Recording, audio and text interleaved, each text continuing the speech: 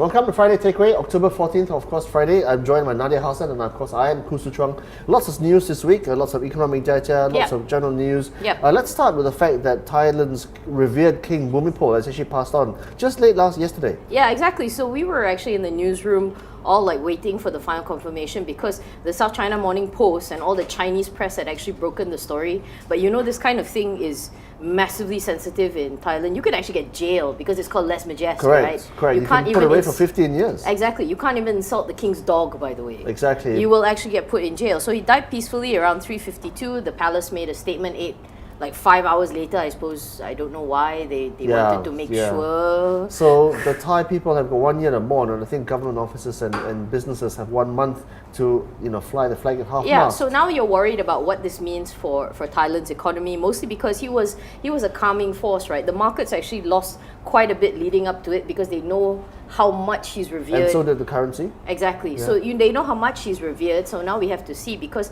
the Crown Prince is going to take over. He is widely acknowledged as not being his father, including live streaming his dog's birthday, by the way. And despite the fact that he's 64 years old, so he's not a young guy anymore. Exactly. I think the Thai people prefer the king's sister, the Crown Princess. Yeah. Anyway, let's move along to Singapore. And of course, we know that Falcon has also been shut this week on 1MDB related money laundering charges. Yeah, the second finally. Such bank to be shut in Singapore this year. Exactly. And then the Swiss also came down hard on them, basically called them, well, I won't say the word idiot, but they did say that. No, but they did say, like, look, there was gross mismanagement. Why were all of you asleep at the wheel? And now MAS has finally said, you know what, that's it. That's it. No more strikes. You're out. But I think Reuters' Andy Mukherjee makes a very good point, because DBS, I think, was fined just 1 million Sing compared to what they make on an annual basis. Yes. That's nothing but a slap on the wrist. wrist. Yeah, the other one was also 1.5 million. That's nothing to them. They're nothing to them. They probably flush their toilet, they get But more. at least Singapore is doing something, because at the scene of the alleged crime, nothing so far. Let's move along. So we move along. In America, the US presidential debate round 2 was on this week as well. I saw it. What a shambles. Trump versus Clinton, nothing about policy, everything about mudslinging. Yeah, but then you see, did you notice how weird he was? He kept creeping behind her, like he was going to stab her or something. Stalking her or something. Yeah, he was really stalking her, because of course Trump's campaign went into complete meltdown because of all things, an Access Hollywood tape where he talked about forcing himself on women because he said, I'm a star, I can just grab them and actually just do it. Actually, a lot in his own party actually disavowed him, completely John pulled McCain, him out. Yeah, Paul Ryan, the Speaker of Colin the House. Powell, that's right. Yeah, and then you know what he did? He turned around and said to them, I don't need any of you, why you know my friend? No, I'm so serious. That is exactly what he says. And I think that encapsulates what a sideshow this US election has become. The world is going to be in such a world of pain after November, when either Clinton, who is the criminal in disguise, well, that's what at least Trump describes her as. Yeah, exactly. He said, if I was the president, you'd be in jail right now. And he openly threatened her. He openly threatened her. On public TV, and nobody seems to care. It's exactly. I don't even know what his economic policy is. So that secret conversation happened in an NBC van or bus in 2005, remember, right? Yeah, So now when everybody's got a smartphone, you better make sure that you don't say anything that might come and bite you in the bum. But the worst part is more sexual allegations are actually coming up. Yeah. He would I would be surprised if there wasn't more allegations. He apparently, when he was head of like Miss Universe or whatever, or Miss America, he walked into their changing rooms while they were changing. Are you serious? No, that's what came out. Well, that's what Trump would do, right? Yeah, all the beauty queens said that, and this is the man you want to give nuclear power and absolute power to? Just another bit of a seismic shift as well, because YouTube,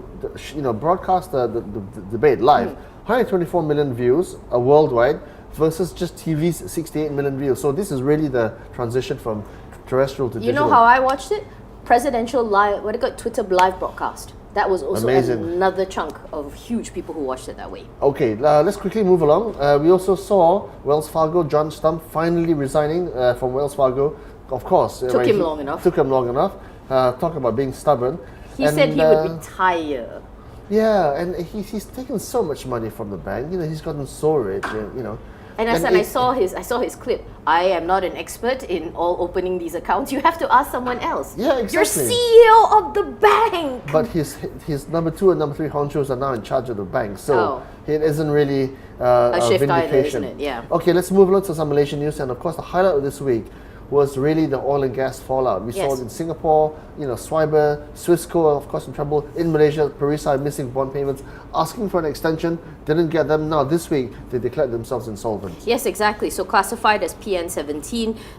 What is it, 125 million debt notes? Is that what they saw? That's right. And they have to regularize their financial position. This has been going for a while. Right. It's the fallout. It's just, It's the fallout. Yeah, we've been talking a lot about how oil and gas, after the price crash, you would see consolidation or you would see bodies. And now you're starting to see the bodies. Yeah, and then it's just one of the early ones. Of course, today, Perisai Petroleum is 7 cents.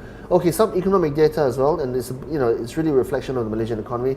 Industrial production in August rose 5.4%, better than the July number, but still, 4.9% was actually the August number, lower than the 5.4% that estimates and consensus expected. So, I think RHB Research reckons that they say the growth is slowing.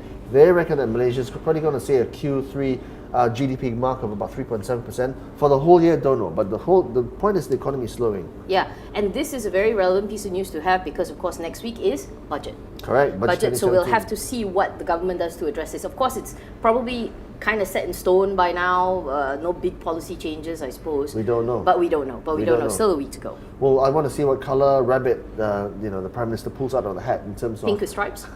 Pink with polka dots, probably. Hopefully.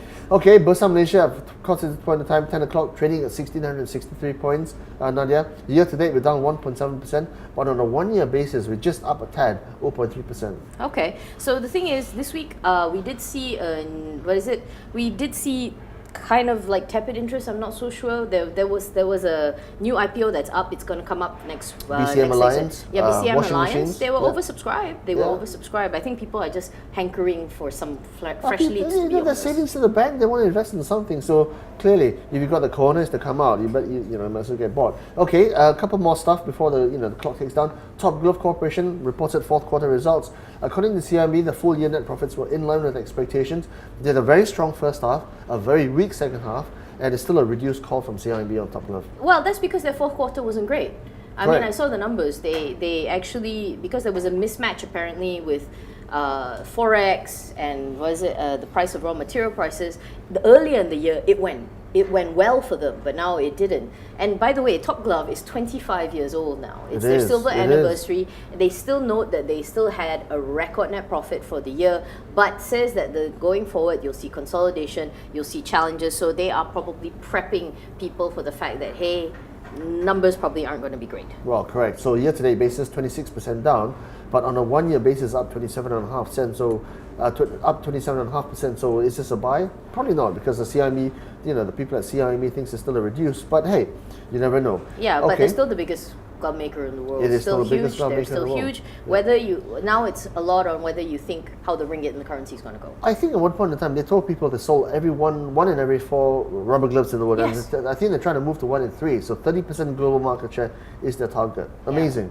Yeah, it's just whether or not, going into the 26th year, their numbers are going to be the same. And I don't know. I think it's very, very hard to keep that train going. Correct. Last thing, next Friday, Budget 2017. Yes. Prime Minister we'll all be in office very, very late. Also to be announced on that day, foreign reserves, midterm data. So of course, foreign reserves will be taking a back seat to the budget 2017. Okay, just before we wrap up, what are you hoping to see from the budget? I'm hoping to see the government cut its spending.